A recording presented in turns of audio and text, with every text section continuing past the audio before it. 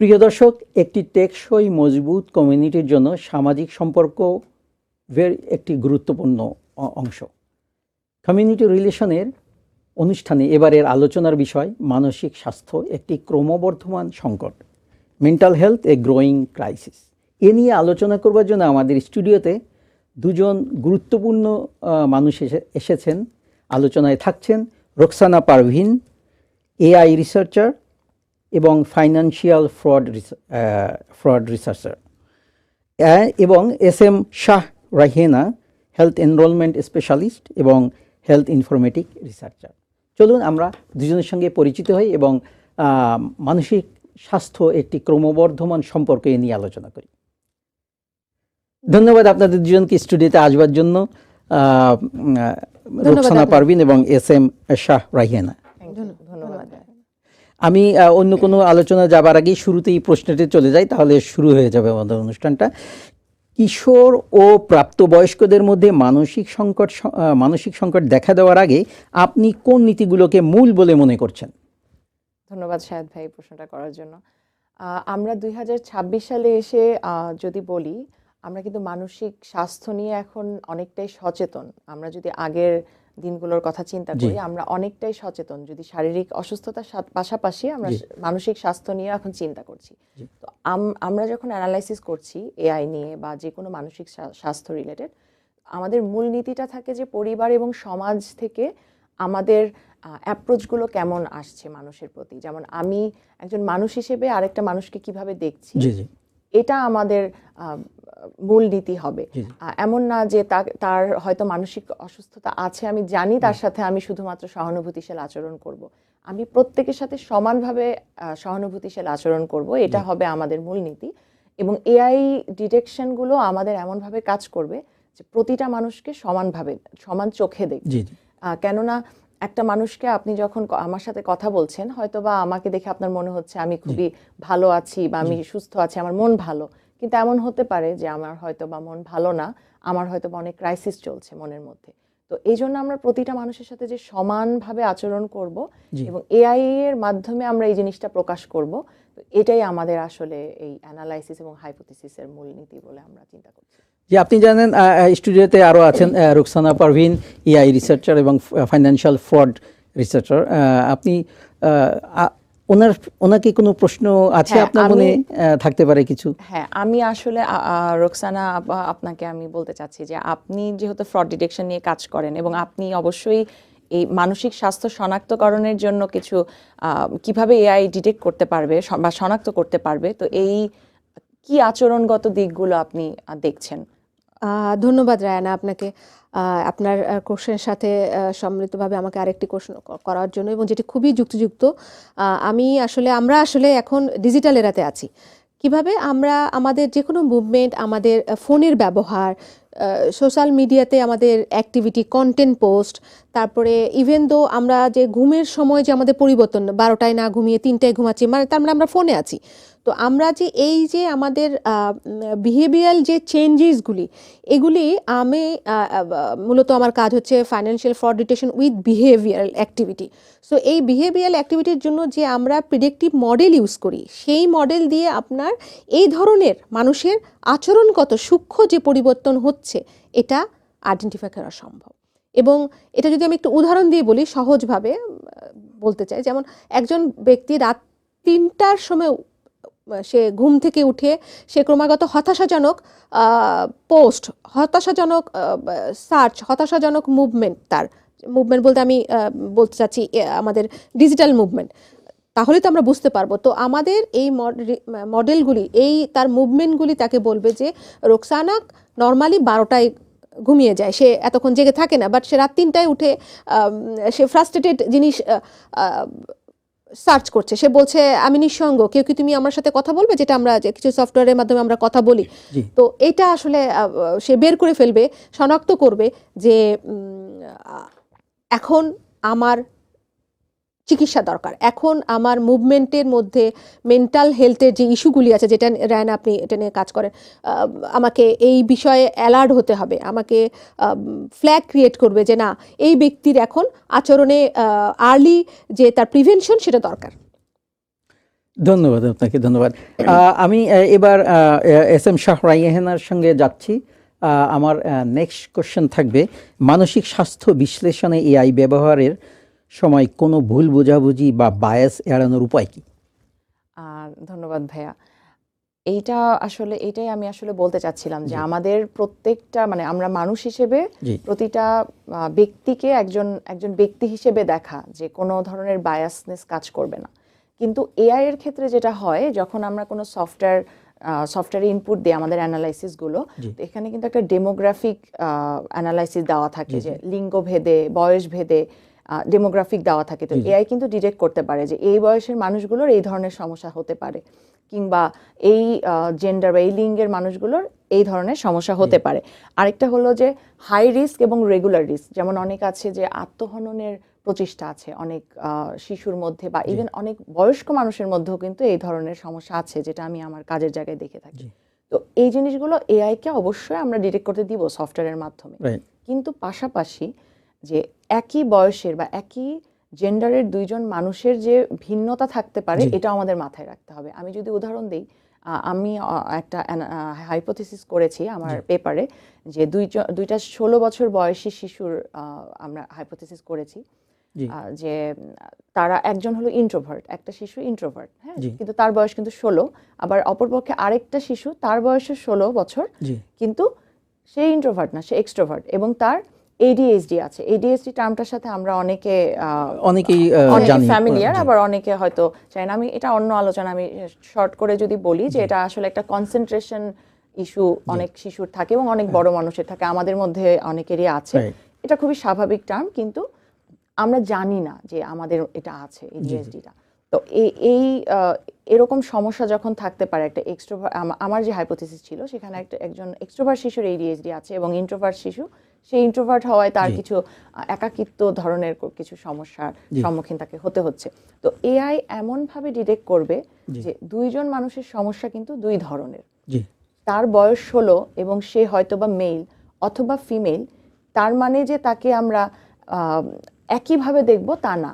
মানে এখানে আসলে বায়াসনেসের পার্থক্যটা, যে আমরা এআই এর মাধ্যমে আমাদের অ্যানালাইসিসটা থাকবে, যে আমরা এআইও যদি অ্যানালাইসিস করে সফটওয়্যার ইনপুট দিই আমরা, সেখানেও কোনো বায়াসনেস কাজ করবে না। জি। হ্যাঁ, প্রত্যেকটা ব্যক্তি হিসেবে আলাদা আলাদা চিকিৎসা দেওয়া হবে এবং আলাদা আলাদা অ্যানালাইসিস করবে এআই তার সিস্টেমে। জি। আর এখানে আরেকটা জিনিস বলি, যে আমার পেপারে যে হাইপোথিসিসগুলো, এগুলো আমরা মানে লিমিটেশনগুলো দূর করার জন্য আমরা মাল্টিপল হাইপোথিসিস করছি। আচ্ছা, আচ্ছা। যাতে করে অনেক ধরনের হাইপোথিসিস যখন হয়, আপনি কিন্তু মিটিগেট করতে পারেন আপনার সমস্যাগুলো। আপনার সফটওয়্যারের সমস্যাগুলো আপনি তখনই মিটিগেট করতে পারবেন যখন অনেকগুলো হাইপোথিসিস করবেন, অনেকগুলো হাইপোথিসিস নিয়ে রিসার্চটা হবে, যাতে করে আমরা বুঝতে পারবো যে অনেক ধরনের সমস্যা হতে পারে। যেমন আমরা বলি না যে একজন ডক্টর কখন ভালো ডক্টর, যখন সে অনেক ধরনের রোগী দেখে। তো এআই এর ক্ষেত্রেও বিষয়টা তাই, যে আমরা যখন অ্যানালাইসিস করব পেপারে, তো অনেকগুলো হাইপোথিসিস করলে আমরা অনেকগুলো সমস্যা ডিটেক্ট করতে পারছি এবং অনেকগুলো জায়গা থেকে আমরা হাইপোথিসিসটা করব। তো এইভাবে আমি মনে করি যে বায়াসনেসটা কমায়। ধন্যবাদ আপনাকে। এবার আমি রোকসানা পারভিন আপনার কাছে যাই। আমার নেক্সট প্রশ্ন হলো, যুক্তরাষ্ট্রের স্বাস্থ্য ব্যবস্থায় ডেটা ভিত্তিক সিদ্ধান্ত গ্রহণ বাড়ছে, আচরণগত অ্যানালিটিক্স কিভাবে সুবিধাবঞ্চিত গোষ্ঠীর জন্য মানসিক স্বাস্থ্যের সেবা সুযোগ বাড়াতে পারে? ধন্যবাদ ভাইয়া আপনাকে, মানে সুন্দর একটা মানে এখনকার আলোচনার সাথে খুবই যুক্তিযুক্ত একটি প্রশ্ন। একটু আগে রায়ানা যে কথাগুলি বলছো তার সাথে মিলিয়েই আমি যদি বলি যে আমরা যখন এই রিসোর্সগুলি, যে ও যে রিসার্চ করছে সেটা, আমিও তো ওই ধরনেরই কাজ করি, সো এই রিসোর্সগুলি যখন আমরা অ্যালোকেশন করি প্রেডিক্টিভ মডেলে করে, আমরা যদি বের করতে পারি যে আসলে কোন এরিয়াতে এ ধরনের স্বাস্থ্য ঝুঁকি বেড়ে যাচ্ছে, যদি আমি বলতে চাই যে ওয়েব সার্চে তার বিভিন্ন ধরনের শব্দ অনুসন্ধান বাড়ছে, তাহলে আমরা ওখানে special pop up mental health clinic করতে পারি। যেমন কোনো একটা এরিয়াতে ধরে নিলাম এটা ব্রঞ্চ এরিয়াতে কিছু কারখানা বা কিছু প্রতিষ্ঠান বন্ধ হয়ে গেছে, লে অফ চলছে। তো স্বাভাবিকভাবে সেখানকার যারা অভিবাসী আছে তাদের মধ্যে মেন্টাল যে স্ট্রেসটা এটা বেড়ে যাবে, ক্রাইসিস বেড়ে যাবে। তো সেক্ষেত্রে আমরা ওই স্থানগুলিতে দ্রুত ফাইন্ড আউট করে আমরা সেখানে স্বাস্থ্যসেবাকে টেম্পোরারি বেসিসে যে এই জায়গায় স্বাস্থ্যর এখন সেবা দেওয়া দরকার, সো এখানে আমরা pop up mental health clinic করতে পারি যাতে আমরা জনগণকে দ্রুত সহযোগিতা পৌঁছাতে পারি। ধন্যবাদ আপনাকে। আপনার কি কোনো প্রশ্ন আছে ওনাকে করবার জন্য? হ্যাঁ, আমার রায়ানের কাছে একটা খুবই আমার মনে যে কোশ্চেনটা আসে যে আমরা বাংলাদেশিরা কেন 988-এ কল করি না, বা এটা কি ধরনের স্বাস্থ্য সেবা আমাদেরকে দেয়। আমার যেহেতু ও স্বাস্থ্য খাত নিয়ে কাজ করে, আমার মনে হয় সুন্দর করে ও একটু বুঝিয়ে বললে আমরা সবাই দর্শকরা এবং আমরা সবাই ভালো করে বুঝবো। জি, ধন্যবাদ রোকসানা আপা। আমার 988-এর এটা খুবই একটা অসাধারণ একটা হেল্পলাইন ইউএস গভর্নমেন্টের। তো 988 হেল্পলাইনটা যেটা হয় আমরা অনেকে আসলে জানি না, হ্যাঁ, অনেকে জানি না, অথবা সচেতনতামূলক কিছু সমস্যার কারণে আমরা আসলে কল দেওয়া হয় না। তো আমরা যেটা ডিরেক্ট করেছি, আমার এটা নিয়ে একটা পেপার আমি করেছি 988 নিয়ে। 988 হেল্পলাইনে আমাদের বাংলাদেশি কমিউনিটির প্রেক্ষাপটে যদি আমি বলি, তো আমাদের যেটা হয় আমরা বাঙালিরা মনে করি যে দরকার নেই, হয়তো বা আমাদের মানসিক স্বাস্থ্যটা খুব বেশি গুরুত্ব দেই না। আরেকটা হলো যে আমরা আসলে বুঝতেই পারি না যে আমরা মানসিকভাবে অসুস্থ বা আমরা ভালো অনুভব করছি না, এই জিনিসটা একটা ব্যাপার কাজ করে।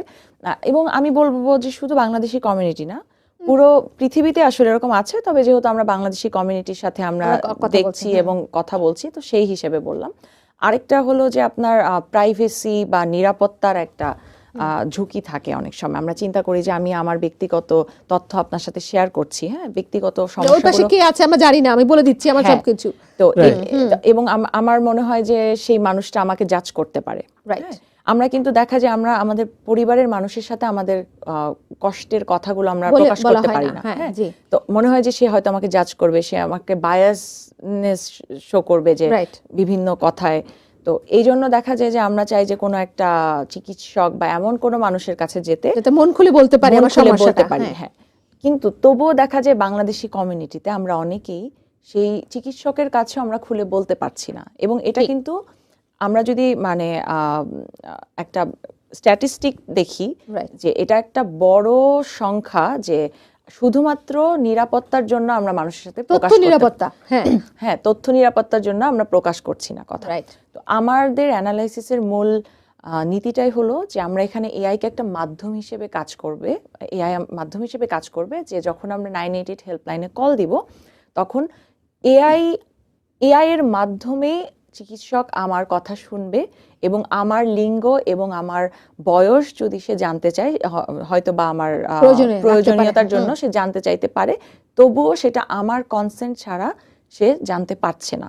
এবং পুরোটা এআই এর মাধ্যমে হবে। এবং যিনি রোগী থাকবে, যদি আমি ফোন দেই 988 হেল্পলাইনে, আমি জানবো যে ওই পাশের মানুষটা জানে না, আমাকে ব্যক্তিগতভাবে যে না, ওকে তোমার বেশি উদ্বিগ্ন হওয়ার দরকার নেই, এবং এখানে আমার একটা কনসেন্টের ব্যাপার আছে।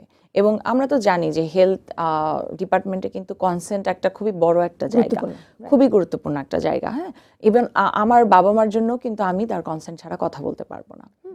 তো এখানে একটা ব্যাপার কাজ করে যে এই এআই যদি আমরা মাধ্যম হিসেবে রাখি, এবং আমরা বিভিন্ন অ্যানালাইসিস করে আসলে দেখেছি যে ইতোমধ্যে যে আসলে এই মাধ্যম হিসেবে যদি কাজ করে, এই যে হেল্পলাইনের সহযোগিতাটা নেওয়ার যে প্রবণতা, এটা কিন্তু বাড়বে, হ্যাঁ। তো এটা আমরা অ্যানালাইসিস করে আমরা দেখেছি যে এটা আসলে অনেকটা ইতিবাচক। ইনশাল্লাহ এটা আমরা কাজে লাগাতে পারবো বলে মনে করছি। ধন্যবাদ আপনাকে। রোকসানা পারভিন, আমার এই আপনাদের কনভারসেশনের সাথে মিল রেখে আমার একটা প্রশ্ন আসছে, আমি বাই দিস টাইমে আমি লিখেও রেখেছিলাম। তো দৈনন্দিন সাধারণ মানসিক চাপ আর প্রকৃত বড় ধরনের ঝুঁকির মধ্যে পার্থক্য বুঝতে যেটা কিভাবে সাহায্য করে? যদি রায়না বলে, আমি ছোট্ট করে বলে সাথে ও কিছু অ্যাড করতে পারবে। দৈনন্দিন কাজের যে চাপ, এটাকে আমরা মেন্টাল স্ট্রেস বলি, যে আমি খুব স্ট্রেসের মধ্যে দিয়ে যাচ্ছি, আমার মন ভালো না, আমার শরীর ভালো না। কিন্তু আমি যখন মেন্টাল ক্রাইসিসের মধ্যে দিয়ে যাই, আইডেন্টিটি ক্রাইসিস, আমি আসলে অসুস্থতার এক ধাপ আগায় আমি গেছি অলরেডি, এটা কিন্তু নর্মাল ক্রাইসিস না। এটা আপনি চাইলেই আপনি নিজে সুস্থ হবেন না, আপনাকে এটার জন্য চিকিৎসা দরকার। আমি কখন বুঝবো যে আসলেই আমি মানে মেন্টাল ক্রাইসিসের মধ্যে দিয়ে যাচ্ছি, আমি স্ট্রেস না। বুঝতে পেরেছি। হ্যাঁ, আমার দেখা যাবে মুভমেন্ট স্ট্রেস হলে কি হবে, আমি হয়তো ভাববো যে ওকে আমি বেশি স্ট্রেস হয়ে গেছে কাজের, ওকে আমি একটু রিল্যাক্স হওয়া দরকার। কিন্তু আমি কিন্তু অনলাইনে সার্চ করব না যে আম লোনলি, আমি কিভাবে ডিপ্রেশন কিভাবে রিমুভ, আমি কিভাবে উঠা যায়, বা আমি রাত 2টার সময় হঠাৎ করে মোবাইলে স্ক্রল করা শুরু করব না, এগুলি কিন্তু আমি করব না। তো যখন আমার এই মুভমেন্টগুলি এআই ডিটেক্ট করবে যে না রোকসানা এই কাজগুলি করছে অ্যাবনর্মাল, যেটা রোকসানার সাথে আসলে যায় না, তখনই আসলে আইডেন্টিফাই করবে যে ওকে তার হেল্প দরকার। তার মুভমেন্টে আমাদের একটা হেল্পলাইন থাকবে এআইয়ের সাথে, যেটা আমাদের প্রত্যেকের ডিভাইসের সাথে করে কানেক্টেড হবে। সে হয়তো আপনাকে সিগন্যাল দিবে যে ওই জোনে এই ধরনের সার্চিং বেড়ে গেছে, ওই জন্য এই ব্যক্তির কাছ থেকে এই ধরনের আসছে, তুমি হেল্প যাও। কারণ হয়তো সরাসরি যে একটু আগেও বলছিল যে 988 আমার কল করব না, কিন্তু আমি সুইসাইডাল অ্যাটেম্প নেওয়ার পরে হয়তো আমি হসপিটালাইজড হলাম, কিন্তু এই ধরনের অ্যাক্টিভিটিতে রেড ফ্ল্যাগ হওয়াতে স্বাস্থ্য অধিদপ্তর থেকে তারা সহজেই ফাইন্ড আউট করার চেষ্টা করবে যে হ্যাঁ ওখানে হতে পারে। সো একটা নর্মাল কলা, তুমি ভালো আছো কিনা করছে দেখার চেষ্টা করতে পারে, যাতে রিস্কটা ফলো আপ এটা মিটিগেট হলো। ধন্যবাদ আপনাকে। আমি এস এম রাইহানা আপনার কাছে যাই, এস এম শাহ রাইহানা। আমার নেক্সট প্রশ্ন, ব্যক্তিগত গোপনীয়তা ও বিশ্বাস বজায় রেখে কর্মক্ষেত্রে এই প্রযুক্তির নৈতিক ব্যবহার কিভাবে নিশ্চিত করা যায়? ধন্যবাদ ভাইয়া। আমি এটা এই উত্তরটার মাধ্যমে আমি আসলে বাংলাদেশি কমিউনিটি এবং সবাইকে একটা জিনিস জানাতে চাই যে আমাদের একটা স্বাস্থ্য অধিদপ্তরের একটা সার্টিফিকেট আছে হিপা। হ্যাঁ, এটা সম্পর্কে আমরা অনেকে হয়তো জানি, আবার অনেকে জানি না, কিন্তু এই হিপার যে গুরুত্বটা এটা সম্পর্কে আমরা বেশিরভাগ মানুষই জানি না, যে হিপা একটা এমন একটা সার্টিফিকেট বা এমন একটা কোর্স বলতে পারেন যেখানে আপনি জানতে পারবেন যে আপনার কতটুকু তথ্য আপনার স্বাস্থ্য সেবামূলক যে প্রতিষ্ঠান সে নিতে পারবে এবং আপনি দিতে পারবেন। হ্যাঁ, তো উভয় পক্ষের কিন্তু একটা সমঝোতার ব্যাপার আছে, যে উভয় পক্ষেরই জানতে হবে যে আপনি কতটুকু তথ্য, যেমন আমি যদি উদাহরণ দিই, আপনার সোশ্যাল সিকিউরিটি নাম্বার, আপনার মেডিকেড আইডি, আপনার বয়স, হ্যাঁ, এই তথ্যগুলো কতটুকু জানতে পারবে বা আমি জানতে পারবো। আমি আমার প্রতিষ্ঠান, আমি যেখানে কাজ করছি সেখানেও কিন্তু আমাকে হিপা সার্টিফিকেট নিতে হয়েছে, এবং হিপা সার্টিফিকেটের মাধ্যমে আমি জানতে পেরেছি যে কোন ডাটাগুলা আমি কোথায় ব্যবহার করতে পারবো। যেমন আমি যখন আমার অফিসে কাজ করি, তো সেই ল্যাপটপটা বা সেই কম্পিউটারে কিন্তু আমি ডাটাগুলো ইনপুট করছি, সেইটাও কিন্তু আমি আমার ব্যক্তিগত ল্যাপটপে নিতে পারবো না। এবং এটার জন্য আইনি যে ব্যবস্থা জিরো টলারেন্স, এটা কিন্তু খুবই গুরুত্বপূর্ণ। তো আমি যখন আমার একজন পেশেন্ট, বা আমি যেহেতু সিটি প্যাপের আন্ডারে কাজ করি, এখানে আমার কেয়ার গিভার থাকে, তো কেয়ার গিভার এবং পেশেন্ট উভয়ের যে আমি তথ্যগুলো নিচ্ছি এটা কতটা প্রাইভেসি আমাকে মেনটেন করতে হবে, এটা আমরা হিপার মাধ্যমে জানতে পারবো। তো এই জায়গাটায় আমাদের এআই যে বা এআই অ্যানালাইসিস যে কাজটা আমরা করছি, সেটা হলো যে আমাদের লোকেশন ডিটেক্টটা হবে খুবই আরো সুন্দরভাবে। যেমন হিপাতে আমরা যেমন দেখা যাচ্ছে আমরা বিভিন্ন সফটওয়্যার ব্যবহার করি, আমার কোম্পানির যে সফটওয়্যার আছে আমি সেগুলো ব্যবহার করছি, সেখানে কিন্তু মেডিকেট ইনপুট দিচ্ছি। হ্যাঁ, কিন্তু এআই এর আমাদের যে অ্যানালাইসিসটা এই সিকিউরিটি পারপাসে হিপার আন্ডারে, সেটা এমন হবে যে আপনার যখন আমি ইনপুট দিচ্ছি আমার লোকেশন এবং কতবার এবং কে ইনপুট করছে, কারণ আমার ল্যাপটপে আরেকজন যদি ইনপুট দেয় সেটাও যাতে এআই ডিটেক্ট করতে পারে। তো প্রত্যেকটা ছোট ছোট বিষয় এআই এর মাধ্যমে ডিটেক্ট করতে হবে। তো এটা আমাদের মূল নীতি, এবং এই হিপাটা শুধুমাত্র কিন্তু আমরা যে প্রতিষ্ঠানে আছে আমাদের জন্য না, এটা প্রতিটা পেশেন্টের জন্য এবং কেয়ার গিভারের জন্য। প্রত্যেককে কিন্তু ইউএস গভর্নমেন্ট থেকে, হেলথ ডিপার্টমেন্ট থেকে এটা বাধ্যতামূলক করেছে, যে ট্রেনিংটা বাধ্যতামূলক, সবাইকে জানতে হবে। এবং আপনি হয়তো একজন জার্নালিস্ট, আপনাকেও জানতে হবে হিপা সম্পর্কে, কারণ আপনিও কোনো না কোনো সময় কোনো স্বাস্থ্য বেনিফিট নিচ্ছেন, আপনিও ডক্টরের কাছে যাচ্ছেন, আপনারও মেডিকেড আছে, আপনারও ইন্স্যুরেন্স আছে, তো আপনাকেও জানতে হবে যে আপনি আপনার মেডিকেড আইডিটা কার কাছে দিবেন। একজন ফোন দিয়ে যদি বলে যে আপনি আমার মেডিকেড আইডিটা দেন, আপনি দিবেন কিনা, হ্যাঁ, তো এই ব্যাপারেও আপনাকে অবগত থাকতে হবে। আচ্ছা, হিপাতে আসলেন যখন, প্রশ্নটা আপনি তুললেনই, হিপা আপনি কেয়ার গিভার হিসাবে আপনি ট্রেনিং নিচ্ছেন, আর যারা গ্রহীতা ওরা কিভাবে ট্রেনিংটা নিচ্ছে? আচ্ছা, আমাদের আমি আসলে যেহেতু এনরোল করি কেয়ার গিভার এবং পেশেন্ট উভয় পক্ষকে, তো আমাদের সিডিপ্যাপের আন্ডারে যে এজেন্সি আছে পিপিএল, তো তাদের একটা অ্যাপ আছে, তো ওই অ্যাপেই তাদের ট্রেনিং এর ব্যবস্থা আছে। পিএকে সেই ট্রেনিংগুলো করতে হবে। এটা কি বাধ্যতামূলক? এটা বাধ্যতামূলক, পিএকে বাধ্যতামূলক করতে হবে, এবং যদি না করে তাহলে তার সার্ভিসটা কন্টিনিউ করতে পারবে না। একটা প্রশ্ন এসেই যায়, যারা হোম কেয়ার সার্ভিস নিচ্ছে না তারা কিভাবে এটাকে পাবে? যেহেতু আপনি একবার বললেন যে এটা সবাইকে নেওয়া উচিত, যারা পেশেন্ট হোম কেয়ার সার্ভিস নিচ্ছে না তাদের জন্য আপনার কি খুবই অ্যাডভাইস? সুন্দর একটা প্রশ্ন। তাদের জন্য আমাদের অ্যাডভাইস হলো, যারা হোম কেয়ার নিচ্ছে না তারা কিন্তু শুধুমাত্র দেখা যাচ্ছে যে হয়তো ডক্টর দেখাচ্ছে, এটাই তাদের বেনিফিট। তারা জানেই না, হয়তো অনেকেই হয়তো জানে হেপা সম্পর্কে, হ্যাঁ অনেকে, এবং এই টার্মটার সাথেও অনেকে পরিচিত না। তো আমি মনে করি এই টার্মটার সাথে আমাদের সচেতনতামূলক কিছু আমরা একভাবে বলতে পারি মার্কেটিং করতে হবে, যে এই হিপা যে আমাদের সবার জানাটা প্রয়োজন, শুধুমাত্র হোম কেয়ারের কোনো পেশেন্ট বা কেয়ার গিভার না, সাধারণ যারা জনগণ। এবং নিউ ইয়র্ক সিটির কথা যদি আমি চিন্তা করি, যেহেতু আমরা এই সিটিতে থাকি, তো নিউ ইয়র্ক সিটিতে এই ব্যাপারে আরো সচেতনতামূলক কিছু আয়োজন করা যেতে পারে। আরেকটা ব্যাপার আমি বলতে চাই যে ইউএস গভর্নমেন্ট কিন্তু অলরেডি এই যে ফ্রড ডিটেকশন, যেটা আপু যেটা নিয়ে কাজ করে, রিসার্চ করছেন, হ্যাঁ, এবং এই হেলথ ডিপার্টমেন্টে এটা কিন্তু খুব কঠোর করেছে এখন। আচ্ছা, এবং আপনি জানলে একটু অবাক হবেন যে আমাদের যারা বয়স্ক পেশেন্ট আছে, যাদের বয়স হয়তো বা 50 ঊর্ধ্ব বা 60 ঊর্ধ্ব, তারাও এখন জানে যে আমি যে আমার তথ্যটা মানে গোপন রাখতে হবে, তারাও এটা বুঝে। কিন্তু তারা কিন্তু একটা সময় ছিল তারা বুঝতো না যে হোম কেয়ার কিরকম ভাবে, সিডিপ্যাপ সার্ভিসটা কিভাবে হবে। হ্যাঁ, কিন্তু আমি বলবো যে সরকারের এই সচেতনতামূলক কাজগুলো আমার মনে হয় যে এই গত 1-2 বছরে অনেকটা বৃদ্ধি পেয়েছে। হ্যাঁ, স্বাস্থ্য খাতটা কিন্তু অনেকটাই, আমরা এই ব্যাপারে এখন অনেকে অ্যালার্ট কোনো ফ্রড ডিটেকশনের। ধন্যবাদ আপনাকে। আমি পরের প্রশ্নতে যাই।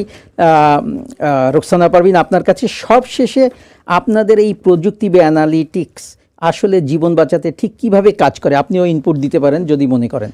আচ্ছা, ধন্যবাদ শাহেদ ভাই। আমি আসলে এত সুন্দর সুন্দর আলোচনা শেষে আমি শুধু বলবো যে আমাদের এই প্রযুক্তিটা সহজভাবে যদি আমি আপনাদেরকে ডিসক্রাইব করতে চাই, সেটা হচ্ছে আর্লি ওয়ার্নিং সিস্টেম হিসেবে আমি এটাকে নামকরণ করতে চাই।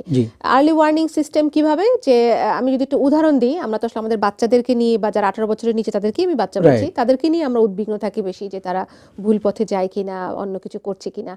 যদি আমাদের ডিস্ট্রিক্টের কোন স্কুল আমাদের এই ওয়্যারেবল এই ডিভাইস বা এই প্রযুক্তিটা তারা ইউজ করে, যে আমরা যে রোড ম্যাপের মাধ্যমে আমরা যে এই যে প্রিডিক্টিভ মডেলটা তৈরি করব, এটা থাকলে একটা বাচ্চা তার স্কুলের তার গ্রেডিং যে হচ্ছে সেটা হঠাৎ করে ড্রপ করে গেল, সে যে ভালো স্টুডেন্ট, কিন্তু হঠাৎ করে তার গ্রেডিং কমে যাচ্ছে, হঠাৎ করে বাচ্চাটার মুভমেন্ট কম, সে স্কুলে আগে তার নোটবুকটা বা আইপ্যাডটা এক জায়গায় রেখে সে খেলাধুলাতে অ্যাক্টিভ ছিল, সে এখন ওইটা নিয়েই বসে থাকে, বা সেখানে তার বন্ধুদের সাথেও সে খেলাধুলা করে না, বা রাত 12টা একটা সময় দেখা যায় যে সার্চ করছে, কোনো একটা বিশেষ শব্দকে সার্চ করছে, যেটা আসলে তার স্বাস্থ্যের জন্য ঠিক না, স্বাস্থ্যের জন্য মানে ফ্ল্যাগ হিসেবে, রেড ফ্ল্যাগ হিসেবে কাজ করে।